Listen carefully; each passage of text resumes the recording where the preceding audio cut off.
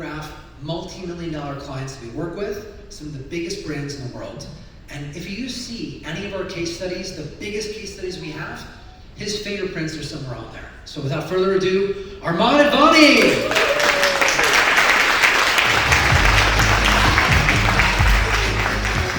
a little bit of background about myself, like Monica mentioned, I've been part of this journey literally since day one. I'm technically the director of search and a partner of the entire Search Atlas group. You guys may be familiar with Search Atlas, but I'm not sure if everyone is aware of the fact that we actually have several digital brands under our umbrella. We have Search Atlas, which is our software as a service platform. We have LinkGraph, which is our digital marketing agency. We have Link Laboratory, which is our link building marketplace. And we recently acquired Signal Genesys, which is the latest addition to the Search Atlas group family. Cool. So with Monic's style, what we wanted to really go after today with Monic's talks is about the future of search, the future about SEO, the future of Search Atlas. I wanted to approach my talk more of taking you guys through a trip down memory lane to essentially show you how this thing called Search Atlas even became a thing. We did not set out with the ambition to go and build a SaaS platform. That is not how we started this project. This journey actually started in 2017, at the tail end of 2017. There's a nice little slide here showing you a long and perilous journey from the Lord of the Rings. Any of my Lord of the Rings friends will appreciate that. But yeah, let me go ahead and skip the next slide over here as well. Is the projector on? It keeps, like, I think with the internet, it's like not loading the slide. What number slide are you on? We can follow on. I should be on slide number 3.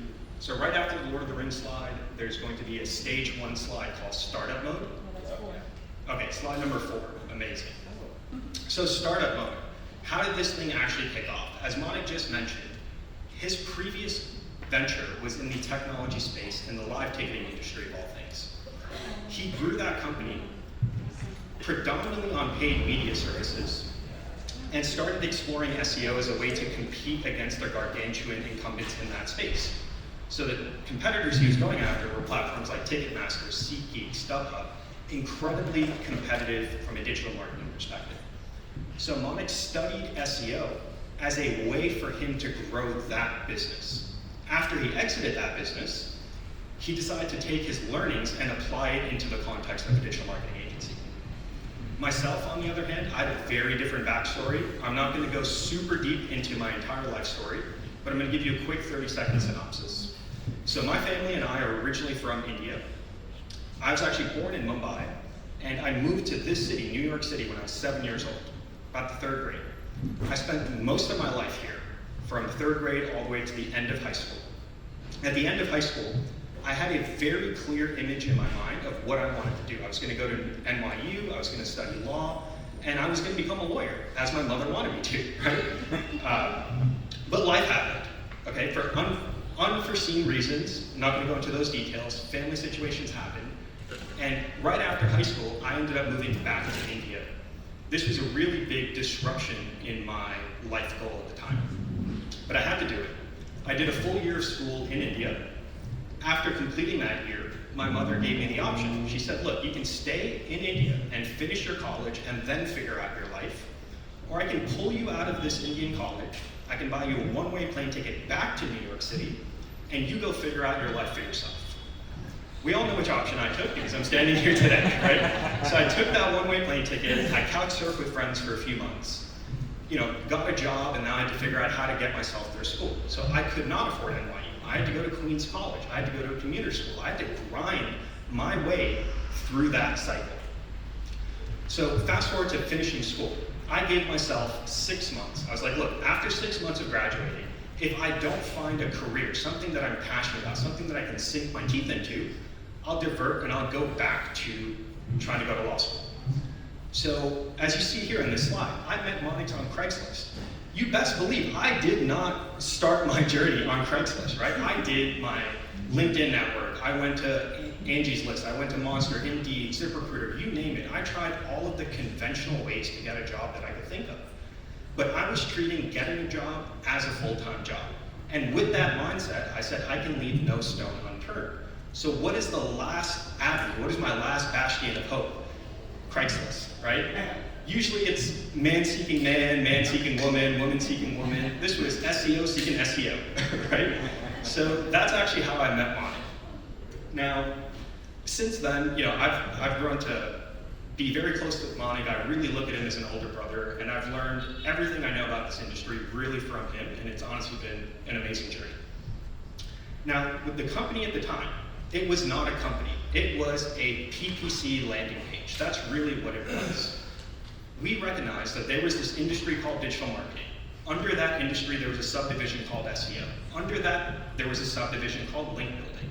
And that's where we decided to cut our teeth.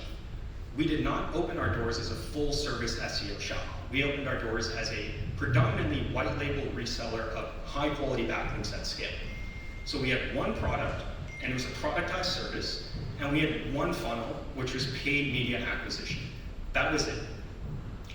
Now, during that time, just skip a little slide. During that time, we started in 2017, we were doing just under 100,000 in ARR. By the end of 2018, we had passed the seven-figure mark, and we were doing roughly 1.5 million of annual recurring revenue, selling one thing and one thing only. It was a lean team, 5 people, including myself and Monty, an account executive, and a fulfillment person. The reason this worked really well is because we had some basic technology that Monty built that allowed us to systematize the fulfillment and delivery of that service at the time. Now, if you guys are here, if you're at this point in your journey, you're at the 6-figure, cracking on 7-figure, typically the agencies and businesses that I talk to that are in that range are struggling because they're only relying on one channel. They are not hedging their source of lead acquisitions early enough. So if I think back to ourselves back in that time, we were only doing PPC. We had 0 outbound strategy. We had 0 SEO coming in. We had no referrals. We were a one-channel business, right? And that level of exposure, being so vulnerable to just your entire business living and dying on Google Ads, is a very scary place to be, right? So if that sounds like you, if you're just doing one channel right now, I don't really care what that channel is. If you're just doing outbound sales, you're smiling and dialing, or you're just doing paid ads on Google and Facebook and you're not hedging yet, please start hedging those bets. Now, these are going to be some assets that you guys can leverage. The one here on the left-hand side is going to be a framework for how to do sniper sales videos for outbound prospecting using the Search Atlas toolkit. If you take the time and actually do good data-driven videos as your outreach, you will see a huge success with closing those deals. Oftentimes the smile and dial, hey, can I get 2 minutes of your time to talk to you about your SEO? That strategy doesn't work as well anymore, right? On the other side of it, if you're already doing the outbound and you haven't done paid media at all, well, here's a great asset. It's an ebook. It's an introduction to paid media for beginners. It really explains all of the terminologies, how ad groups work, how to structure your campaigns, so that way you know how to understand the industry before you actually sell the service, right? And then obviously you can use auto PPC to actually do that, but before you sell PPC, you should learn PPC, at least the basics, right? Okay, so let's fast forward to our next stage. This was actually one of the most fun times in the company. I call this growth mode, guys. This is when we went from not being just a landing page on the internet to establishing ourselves as a brand. We launched the brand LinkGraph in 2019. This photo here, which I know it's a little bit hard to see, but if you can see it on your screen, I love this photo. I bring this photo up all the time. Why? That photo is taken from the first conference we ever went to as a company. We were tongue-in-cheek with it, guys. We went in there, we got a 20-foot bright pink booth with a banner that said award-winning SEO agency. At that time, we had won exactly 0 awards, okay? We had manifested this into existence, right? We had big shirts that said got SEO, people would walk by, they'd be like, hey, I need SEO, let's talk. It was fantastic. This was our first venture into really bringing our brand and joining the conversation that we wanted to be a part of. Now, what we also started to do at this stage was we started to shift our ICP from being exclusively geared to agencies who wanted to resell backlinks to start targeting brands directly. Now this journey, this shift in our ICP was actually quite important for a lot of reasons. So let me spend a little bit of time in talking about this, because when we were selling backlinks to agencies, right? The agency themselves, they were already doing the technicals. They were doing the content. They were doing the on-page, but they couldn't solve the off-page. So we plugged that gap, and those clients got really good results. When brands started coming to us, mature brands that had their fundamentals on point, also, they saw phenomenal results with our backlinks, right? Because our backlinks were complementing the signals from on-page content and UX, right? When we went to less mature brands, small businesses, mid-market businesses that did not have their fundamentals together, and they came to us and said, hey, we want SEO. We knew that they needed holistic SEO. We knew that we didn't technically offer holistic SEO, right? And we actually kind of went into this ethical dilemma. Like, do we make the easy sale? Because I can pitch this guy anything. He's gonna buy SEO. He doesn't know any better. If I make it sound good, he's gonna buy it, right? But in my heart of hearts, I know if I just sell him backlinks, he's not gonna get the results he's looking for. Businesses are not coming to us for SEO. They're coming to us for results. SEO, PPC, AEO, that is the medium by which you generate those results, right? Most businesses don't know enough to call bullshit when someone is pitching them an SEO strategy or service, right? So I actually felt at the time, and I feel like this is a big trend in the industry still, unfortunately, is that people sell the thing that's easy, as opposed to saying, hey, this is actually what you need, and unfortunately I can't do it, or this is what you need, and I'm gonna do that for you, but I'm also gonna bring in some other partners, right? A lot of people are just looking to make the sale, they'll eventually churn the client, and it creates the stigma that SEO doesn't work. A lot of the times it's because we're not offering a comprehensive enough product. So when we started working with brands directly, what happened? We started building backlinks, we saw the needle move, we saw their rankings plateau and eventually slide. We then had to figure out, why are we seeing this lift, but it's not sticking? So then we started looking at the words on the page, the actual content of the pages we were building these links to. And we recognized almost immediately that the lion's share of pages we were building backlinks to were under-optimized from an SEO perspective, right? So there became our first extension into the second service offering. We went from link building only to link building and content. Same exact thing happened. We saw results, we plateaued, we slid. What was the next thing we were missing? Technicals, right? The site was slow, it didn't load on mobile, it had status code errors, it had no schema on it. There just wasn't enough technical infrastructure built into the site for search engines to say, I love this site, right? So we started building a web development team. We started bringing in developers to actually work on fixing the technical health of the sites. Now the last piece of that equation was the user experience, because when we did content, when we did technical SEO, and when we did link building, we saw consistent, demonstratable, predictable results. But again, remember, the business owner only cares about revenue, demos, and at-bats for their sales team. So what was the piece that we were missing? It was the conversion rate optimization piece, right? It was the mousetrap. We had a technically sound site, great SEO-focused content, but the user experience was abysmal. We didn't have a good mousetrap. We didn't have enough social proof. These were the sites that we were working on. And that then forced us. We didn't want to become a full service agent. It forced us to become a full service agency because we were responsible for getting results for our clients, right? So I think that was a really big shift in our business in this kind of stage, is going from a one-dimensional service offering to a holistic service offering that was built out of necessity, not out of vanity or just because I think I can get more money out of this person, right? We did it because it needed to be done.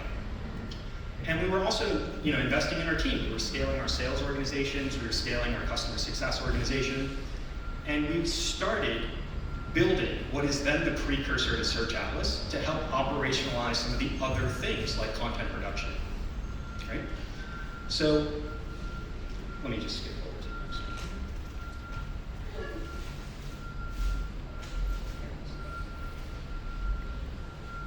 So yeah, here we rebranded as the agency, full service, started going to our own conferences, and started building our own tools. Now, just for a quick look back in time, this is what our tech stack looked like, guys, back in 2020. It was a hodgepodge, it was a confluence of multiple different tools, most of which were just data reporting mechanisms. Here's a problem, go figure it out, right? None of these tools were really helping us actually implement what we needed to do. They were exposing problems or giving us half the answers. Now, what's also really interesting here is this is the first time we started working on our own SEO, right? We were still just relying on paid media, we were doing a little bit of referrals, but we had really never invested in SEO up until really 2019, 2020 on the LinkGraph site. This is something that I always include in a presentation because I talk to more agencies one-to-one than anybody. I look at their websites. More often than not, smaller emerging agencies don't have proper websites. They have landing pages, they have maybe a service hub that lists a paragraph of all of their services, but they don't have actual service pages. They don't have industry pages, they don't have location pages. And their excuse is like, I'm too busy doing work for my clients to work on my own SEO, to work on my own brand. You think about your agency as an agency. I want you to think about your agency as a brand. It is a brand, right? You have to leverage the same brand strategies to grow your agency. And one of the first and easiest ways to do that is by building a proper site. So this is just a quick wireframe of what you can do. These are the 3 most important types of pages to build. It's going to be targeted landing pages for each service you offer. It's going to be a landing page for each industry that you want to work with. And it's going to be location pages for any geos you want to slice into. How do I know this works? Because this is exactly what we did on LinkGraph. Justin, can you fix that little thing? Yep. So these are just some examples from our LinkGraph website that show you we have very targeted service pages. This page right here is all about technical SEO services. It's not a generalist page about everything under the sun. It's specifically about technical SEO services. Then we have industries that we want to work with, like e-com. We've created pages for that. We also have location pages like Las Vegas, Cleveland, New York, etc. We're doing this for a few different reasons, guys. One is because the more granular you get and the more specific you get with your keyword and targeting, generally the easier it is to slice into that market, right? Second is to expand our keyword universe. And third is to speak to our prospects in the language that they're accustomed to seeing, right? Like if someone's coming in for e-com SEO, I need to be talking about conversion rates and CRO and checkout processes. If someone's coming for local SEO, I need to be talking about heat maps and local and Google business profiles. We can't expect one SEO page to appeal to everyone because really it appeals to no one if you structure it that way, right? So increasing levels of specificity and being very choosy with the keywords and the content that you're putting on your site to bring in the audience you're trying to work with. That is incredibly important. The earlier you can start this journey for your own SEO, the better off you're going to be. I can't tell you how many deals we lost when we first started, where people said, I tried to Google you guys, I can't find you. Why should I work with you to do your SEO, if to do my SEO, if you can't even do your own? Fast forward to today, I close so many deals because people say, I found you on Google, I found you in ChatGPT, I found you in Perplexity. That level of cognitive, bias that people get when they look at AI models providing answers, when they look at Google search providing answers, that does half of the sale for us. We have to fight a lot less when we're able to demonstrate that we practice what we preach, right? So these are just some basic notes about what you guys should be doing for your own SEO. You know, they're all pretty boilerplate suggestions. Cool.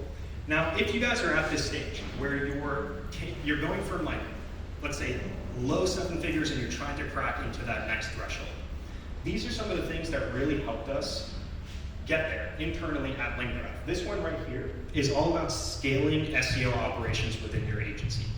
This is a webinar that was led by our Director of Operations at LinkGraph, Henry Whitfield. So this is a fantastic resource, guys. There's a video, there's decks, there's SOPs, there's transcripts, there's everything that you're gonna need to build operational efficiency within your agency organization. On this side, we have another guest speaker from our SEO theory community called Frankie Finn, who talked about how to sell SEO, right? And how to scale the selling craft of what we're doing here. One of the challenges that we had at LinkGraph specifically was we always outpaced sales. Like sales always outpaced capacity, right? We were able to close deals faster than we could manage them. But some agencies have the opposite, right? They just don't know how to sell, they don't know how to close deals, so depending on which ones you are, please feel free to go for those. Okay, so this stage right here, this stage is the scaling stage. I'm really happy to see that all of those awards we faked the year before, we actually won literally all of them the next 1 to 2 years, right? We won the Inc. 5000 list, we won the best global SEO platform, we won the best B2B search campaign. We literally won all of the awards that we were faking before, and it was really like prideful for me to see our team be able to do that, right? At this point, our agency was the biggest it had ever been. We had over 65 employees, and I just want to bring up a point here that all of those employees, guys, were US based. They were full-time, they were benefits, they had insurance, they had pet insurance, they had, like, it was an expensive payroll to have 65 people based in these United States, right? Doing agency work, no less. This is what our org structure, our pod structure looked like, okay? The reason I'm bringing this up is because each box represents multiple human beings fitting into those roles and doing all of those tasks for us to get our results, right? Now, what ended up happening, again, sales was outpacing fulfillment. So we couldn't bring on more people without spinning up a new pod. And no matter how good we were as an agency, no matter how good any agency is, you're always facing some level of churn or attrition on the customer side. You're also facing some turnover on the employee side. So it's really hard to forecast. Do I double down in sales? Do I double down in recruiting?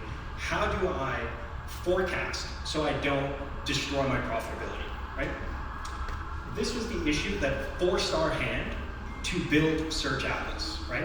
We said, guys, we have reached a ceiling. Our agency cannot bring on new people. Our agency cannot bring on more customers without hiring more and more and more people. So we really had to lean into what was still our internal fulfillment tools at the time and build in the workflows and automations that our agency used to get the results for the clients we were already servicing, right? So Search Atlas, again, was not born on a whim. It wasn't like, hey, we're just gonna come into this industry and we're just gonna build this badass platform that does SEO and PPC and AEO. No, we started by doing it hand to hand with fragmented tools, expensive employees, outsourced resources. It was just a whole combination of things, right? And again, our duty is to get results. And our software helped us streamline our ability to get those results. We didn't fire our team. We just gave our team superpowers so they could do more with their time. What each individual pod, let's go back on the screen, what each individual pod here was managing between 10 to 15 accounts. Once we introduced Search Atlas into the agency workflows end to end, each pod was easily managing 50 accounts and getting better results for those accounts as well. So, excuse me. Now, at this point, 2021 to 2023, when we're getting closer towards 2023, that's when the first time we actually opened up Search Atlas to existing agency partners for testing purposes. So from 2019 to 2023, Search Atlas was an internal tool for LinkGraph operations team. At the start of 2023, we took a small cohort of our LinkGraph white label agency partners, and we said, hey guys, here's some free software. Please use it. Please give us some feedback. We're going to set up Microsoft Clarity. We're going to set up Mixpanel, and we're going to study how you guys use it. We're going to do roundtables and focus groups to figure out how can we make this platform better before we bring it to market. How do we actually have enough value here that people want to pay for it and want to replace other tools that they're accustomed to using? So we did a year of that R&D, guys, with our alpha testers and then our beta testers before we actually brought Search Atlas to market in 2024. So it's a very big learning time for us in that exact moment. Now, let me just skip over here. So really quickly before I go on to the next section, if you guys are still in agency land and you're trying to scale and you're trying to grow and you're trying to get from a 7-figure agency to an 8-figure agency, these are some of the resources that really help me as well. This section here is all about how to turn your agency into a referral machine. This was done by one of our great friends, Corey Quinn, again, part of our SEO theory community. He did a fantastic webinar session showing us exactly how he turned his agency into a referral machine, which has tons of parallels with exactly how we did it in LinkGraph. And here, this is actually just a ton of free resources from EOS worldwide. I have no formal affiliation with EOS other than the fact that we use EOS at our organization to help us increase operational efficiency, have clear goals, set rocks, and set milestones that we can hit. I wish we did this back in 2020. We would be 3 years ahead of where we are today if we implemented these systems earlier on, right? Okay, now, 2024 to 2025. This is really where the SaaS takes off. January of 2024 is really when we even brought Auto V2 to market for the first time. Maybe even a little bit later than this, probably closer to April of 2024, right? And we launched it on Product Hunt, and we won Product Hunt Product of the Day. We submitted our initial platform for the Global Search Awards. We won all of those awards there as well.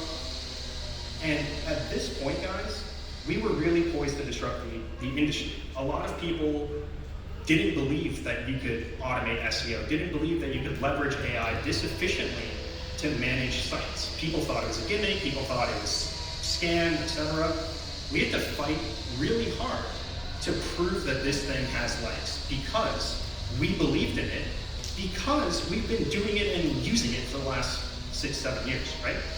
So once we launched Auto version 2 and then recently this year Auto version 3, that's really when Search Atlas for the first time started eclipsing the revenue that LinkGraph was making. LinkGraph really plateaued at around, I want to say about 10 million ARR. Search Atlas, within the first year of going to market, got really close, about 80% of that number. And as of this year, we're actually well beyond that, right? Search Atlas has actually significantly eclipsed LinkGraph in terms of revenue. So what does that mean for us? We had to restructure the way we thought about LinkGraph. We had to lean it down. We had to do new pod structures. We had to leverage the tools that we were building to get the results that we're doing. And we had to put a lot of our time and energy into the Search Atlas brand, product, and community. So that caused us to redo our pod structures for LinkGraph as well. This is a much more lean, concise, realistic structure for an agency with modern tools. You don't need 5 content writers anymore. You don't need an army of technical SEOs and web dev guys. You sure as hell don't need 10 account managers either, right? So with the right tools, with the right systems, with the right processes, it has never been easier to scale an agency or to gut and rebuild an agency with this lean agency model that hopefully we can kind of help you guys achieve as well. Now let me go over here. Shameless plug, but this is our new tech stack, right? Like literally every tool that we used to use has been one at a time replaced by Search Atlas, right? It didn't happen overnight. We had to chip away at this because building these types of tools and products are not easy. But today, we live and die by our own product, right? And I'm sure a lot of you guys are still using some of these other tools on this list. And I'm hoping one day you come to me and you show me receipts of you canceling all those other tools and saying, I'm all in, right?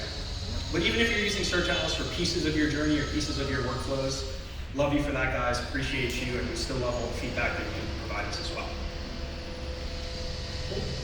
Okay. Now, excuse me. This is going to be just a quick list of some of the tools that we use at our organization outside of the pure fulfillment, right? So obviously the fulfillment is handled through Search Atlas. Our project management systems, are the way we keep our teams organized, is all done through ClickUp. Again, I have no affiliation with ClickUp other than the fact that we use them. Now we've tried all of their competitors like Monday, Trello, Asana, Jira. Nope, ClickUp is where we found our new home in terms of project management. So I would love for you guys to use them. Again, I have no affiliate link to share with you, so if you want to use them, go for it. Marketing automation, Go High Level. We have a partnership with Go High Level, but we used Go High Level a year before we even talked about that partnership, right? So we used it because it had great marketing automation. It was a really inexpensive way for us to scale our marketing efforts and a lot of our initial sales activities. And after a year of using it, we then recognized that there is a potential for us to partner and integrate with them. So I'm also kind of hoping that some of these things happen potentially with ClickUp as well, right? Like we use the tool first, and then if there's a natural synergy, these partnerships will emerge. Now for our internal knowledge base, this was actually really important because as we scaled our team, the transfer of knowledge was always difficult. We didn't have documented SOPs, we didn't have a place for all this information to live. So we needed two. We needed a public-facing one for our customers, but we needed an internal learning management system for our employees. and we actually picked Intercom to do that with them as well. So whether you use Intercom, ClickUp, something internal, does not matter. You need to document everything. You need to have SOPs. You can't have people at your organization that control a division or control the strategy. We've made that mistake in the past, especially on the engineering side as well, where certain products or certain strategies live and die with one individual. If that individual leaves, they get unhappy, whatever happens, that's a big portion of your business that is exposed. So again, I wish we started doing a lot of these things 5 years ago. We're doing them now. And if you guys aren't, I would strongly recommend doing them. Your future selves will thank you.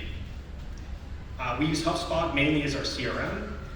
And this actual tool here, it's a very unsexy and unknown tool for the most part, but I think it's worth a lot. It's called Hubstaff. So if you guys are working with remote employees, right? You're a virtual company, you have people in maybe the Philippines, all over the country, in the United States, etc. It's very hard to have implicit trust that these people are doing their jobs when they say they are, for the same hours they're supposed to be doing, or they're not working multiple jobs at the same time, or they're not essentially clocking in 3 hours with billing you for 8, right? So we initially started using HubSpot. We initially started using Hubstaff, because we wanted to track against these lower quality remote workers that we didn't have the confidence that they were doing what we were paying them to do for. And it's an important use case to do that. But the way we've actually changed the way we use this tool is to invert that and to use it to protect our best employees. So we're using Hubstaff now.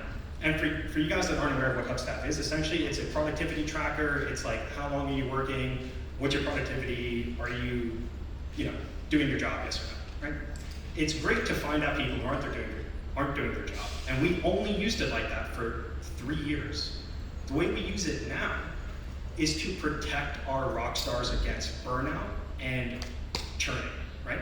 So when we see that some of our employees, myself included, are working 12, 13, 14 hours a day, 6 weeks in a row, that is going to trigger an alert in this system that says this person needs a break. This person needs a mental health day. This person may need some more support and have a new person under them to delegate some of these tasks. Again, this one strategy, if we could go back in time and implement this from day one, I would do it 10 times over, because I look at the lifespan of the people we've worked with through LinkGraph, through Search Atlas, and so on. And we've had some amazing, amazing contributors, amazing team members who unfortunately are no longer here with us for many different reasons.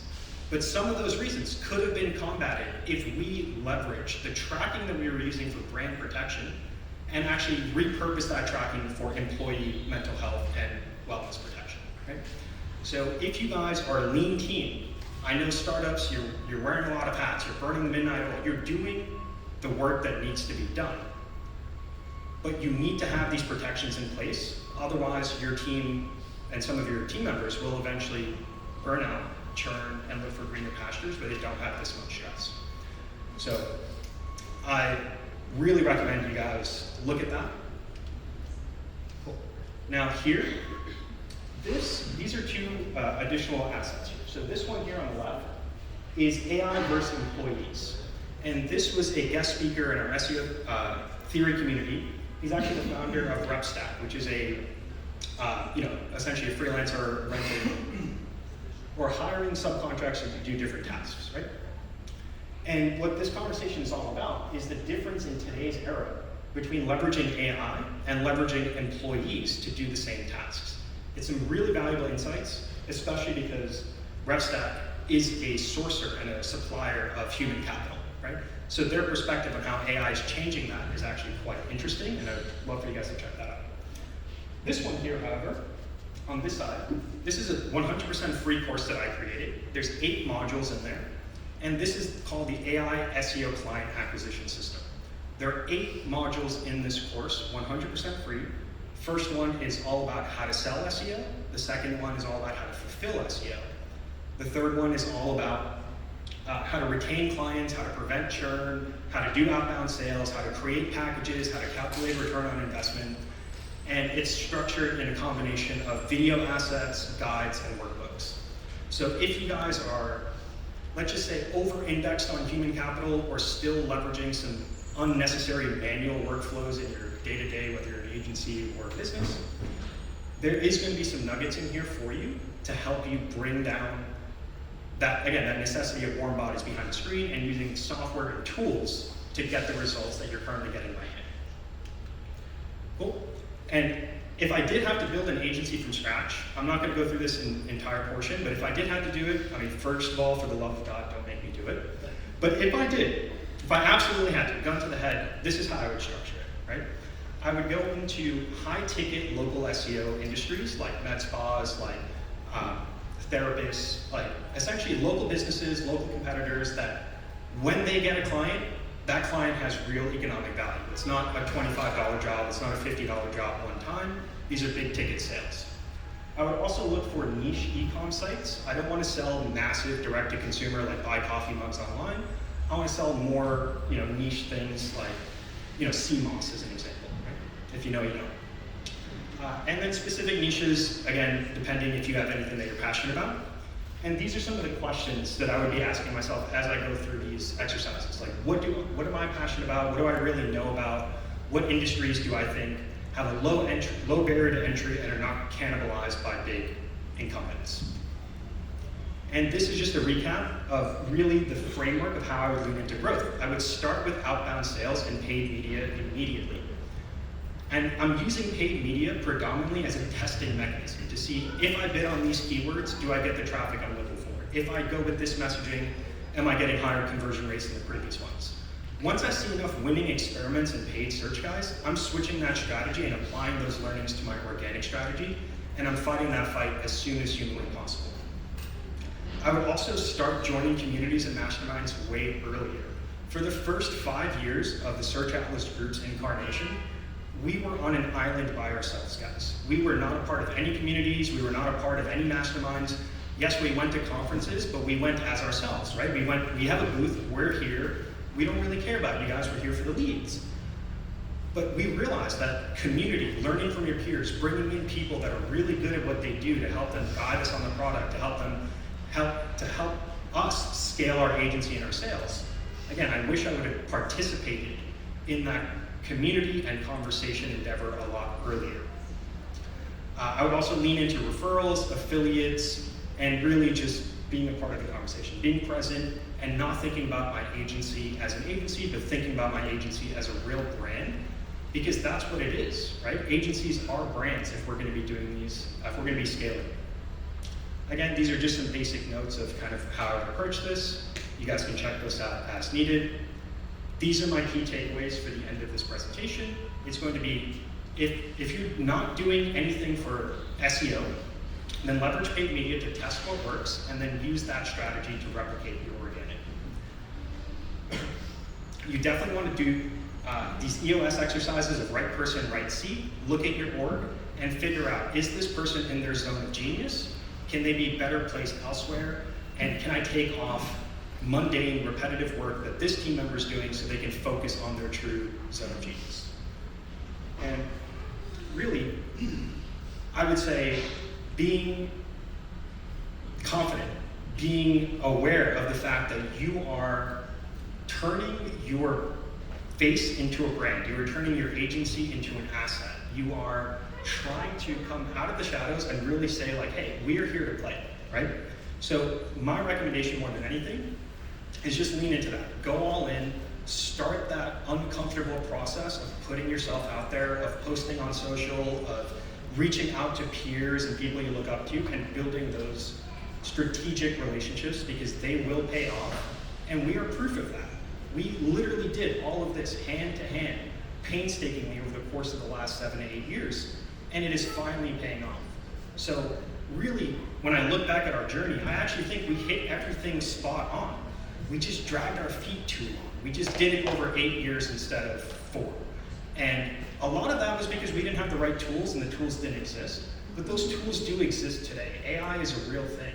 And its impact is stretched beyond just SEO and digital marketing. It's in operations, it's in recruiting, it's in everything that we do now. So it has never been easier to build a 7 or even an 8-figure agency. And I hope you guys believe that, because we did it, and I really know you can too, if you haven't done so already. Thank you.